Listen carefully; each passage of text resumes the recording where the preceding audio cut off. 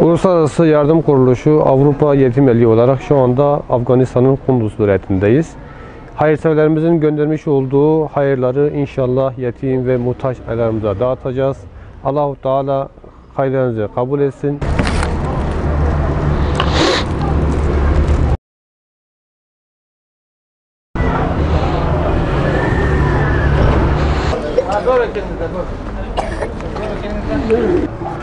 بسیار زیاد میبخشین شما را منتظر ماندیم وقتی که دور بودیم اونجا یک برنامه داشتیم انشالله علی شروع میکنیم.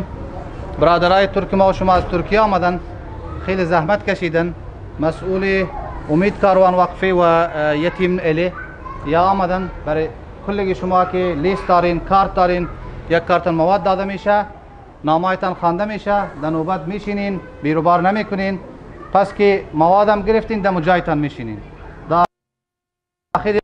خد میشیم. درست است انشالله؟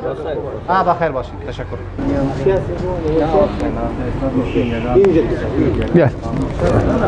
بیا ماما تو اینجا بیا. باز محمد امام محمد.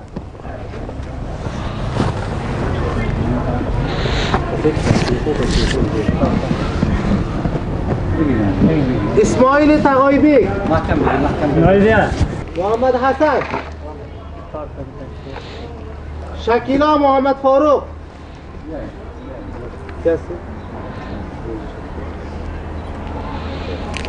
شکیلا اهلا وسهلا.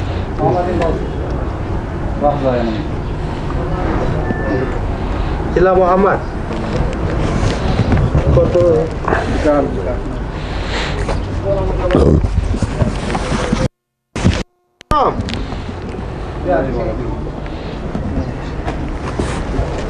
اسدالله محمد مسئول امید کاروان وقفه خیریه امید کاروان هستند.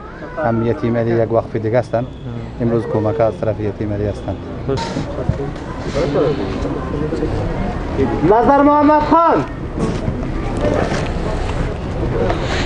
سید آقا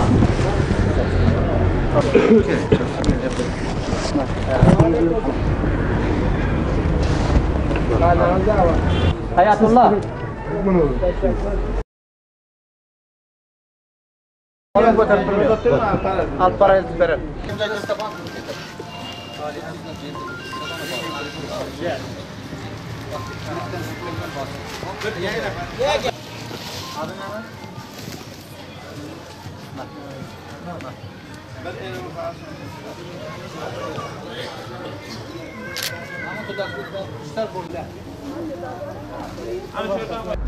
مؤسسه یتیم الین به همراه مردمای مظلوم و بیچاره افغانستان کمک کردن و در این حالت هم مردمای ما را فراموش نکردن و مطابق وضعشان که چقدر وضعشان میشد همکاری خودشان به همراه مردم مسلمان افغانستان اینا کردن. دیگه انشالله امید است که الله جل جلاله در کارایشان همکاریشان خیر و برکت برده و موفقیت در تمام کاریهای دنیا و آخرتشان از الله جل جلاله برشان میخواهیم. دیگه سلامت باشین. السلام علیکم و رحمت الله. İlahi ya Rabbel Alemin ve Yerhamer Rahimin. Şu anda bizler Avrupa Yetimeli olarak Afganistan'ın Kunduz ilindeyiz.